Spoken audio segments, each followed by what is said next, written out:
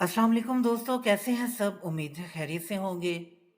तो दोस्तों, आज हम बात करेंगे बांग्लादेश की मौजूदा सूरत हाल के बारे में और जानेंगे शेख हसीना कौन है, और बात करेंगे कि शेख हसीना कैसे ताकतवर रहनुमा बनी और इन्होंने अपने सियासी कैरियर में क्या हासिल किया।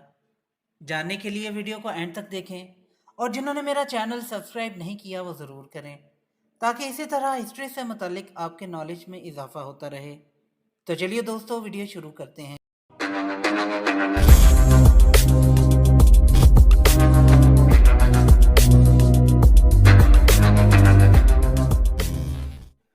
मुल्क में हफ्तों पर मुहित पुरतशद्दुद मुजाहरों के बाद बांग्लादेश की वजीर आजम शेख हसीना वाजिद ने अपने ओहदे से इस्तीफ़ा दिया और मुल्क छोड़कर इंडिया चली गईं।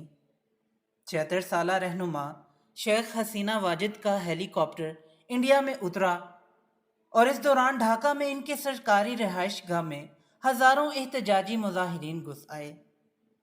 शेख हसीना ने तकरीबन 2 दहाइयों तक बांग्लादेश पर हुकूमत की और वो मुल्क में सबसे तवील दौरानिया के लिए वजीर आजम रहने वाली सियासी रहनुमा हैं। शेख हसीना को अक्सर बांग्लादेश की मईशत की तरक्की देने का क्रेडिट दिया जाता है, लेकिन हालिया बरसों में उन पर आमिराना तर्ज हुक्मरानी इख्तियार करने के इल्ज़ामात लगते रहे हैं। तो दोस्तों, अब हम बात करते हैं कि शेख हसीना कैसे ताकतवर रहनुमा बनी। शेख हसीना सन 1947 में मशरकी बंगाल में पैदा हुई थीं और सियासत इनके खून में रची बसी हुई थी। वह कौम परस्त रहनुमा शेख मुजीबुर रहमान की साहिबजादी हैं, जिन्हें बांग्लादेश का बंगला बधू यानी बाबाए कौम करार दिया जाता है। इनकी क़यादत में ही बांग्लादेश पाकिस्तान से अलहदा हुआ था और वो 1971 में मुल्क के पहले सदर बने थे। उस वक्त से ही शेख हसीना ने खुद को ढाका यूनिवर्सिटी में एक स्टूडेंट रहनुमा के तौर पर मनवा लिया था। सन 1975 में फौजी बगावत के नतीजे में शेख मुजीबुर रहमान और इनके ख़ानदान के मुतअद्दिद अरकान को कत्ल कर दिया गया था। इस हमले में सिर्फ शेख हसीना और इनकी छोटी बहन ही बच पाए थे, क्योंकि वो इस वक्त मुल्क में नहीं थीं। इन्होंने इस दौरान इंडिया में जलावतनी काटी और 1981 में वापस बांग्लादेश लौटी और अपने वालिद की जमात अवामी लीग की सरबराह मुकर्रर हो गईं। इन्होंने जनरल हुसैन मोहम्मद इरशाद की फौजी हुकूमत के दौरान दीगर सियासी जमातों के साथ मिलकर जमहूरियत की हमायत में एहतजाजी मुजाहरे किए। इस तहरीक ने शेख हसीना को मकबूलियत की बुलंदी पर पहुंचा दिया और वो एक कौमी रहनुमा बनकर उभरी। वो 1996 में पहली मरतबा मुल्क की वजीर आजम बनी। इस दौरान इन्होंने इंडिया के साथ पानी की शेयरिंग की डील तय की और मुल्क के जनूब मशरकी इलाकों में लड़ने वाले अस्करियत पसंदों के साथ अमन माहदे पर दस्तखत किए। लेकिन इनके साथ साथ इनकी हुकूमत पर न सिर्फ करप्शन के इल्ज़ामात लगते रहे, बल्कि वो इंडिया से ज़्यादा कुर्बत की वजह से तनकीद का निशाना भी बनती रहीं। सन 2001 में वो अपनी साबिक इत्तेहादी जमात बांग्लादेश नेशनलिस्ट पार्टी की रहनुमा बेगम खालदा जिया से इलेक्शन में शिकस्त खा गईं और इन्हें वजीर आजम का मनसब छोड़ना पड़ा। बांग्लादेश की सियासत पर ये दोनों खवातीन तकरीबन पिछली 3 दहाइयों से छाई रहीं और इन्हें मुल्क में जंगजू बेगमात के नाम से पुकारा जाने लगा। सियासी मुबस्सरीन का कहना है कि इन दो रहनुमाओं की लड़ाई के सबब ना सिर्फ मुल्क में बम धमाके हुए, लोग लापता हुए और लोगों का मावराए अदालत कत्ल होना मुल्क में मामूल बन गया। सन 2009 में एक अबूरी हुकूमत ने मुल्क में इंतखाबात करवाए और शेख हसीना एक बार फिर मुल्क के वजीर आजम मुंतखब हो गईं। अपने सियासी सफ़र के दौरान बतौर अपोजिशन रहनुमा शेख हसीना मुतअद्दिद मरतबा गिरफ्तार हुईं और इन पर हमले भी हुए। सन 2004 में एक ऐसे ही हमले के सबब इनकी कुव्वत गोयाई मुतासिर हुई थी। कई मरतबा इन्हें मुल्क बदर करने की कोशिश भी की गई और मुबैना करप्शन के सबब इन पर अदालती मुकदमात भी किए गए। अब हम बात करते हैं कि सियासी कैरियर में इन्होंने क्या हासिल किया। بنگلہ دیش کا شمار دنیا کے سب سے زیادہ غریب ممالک میں ہوتا تھا، لیکن سن 2009 کے بعد شیخ حسینہ کی قیادت میں ملک کی معیشت میں بہتری آتی ہوئی نظر آئی۔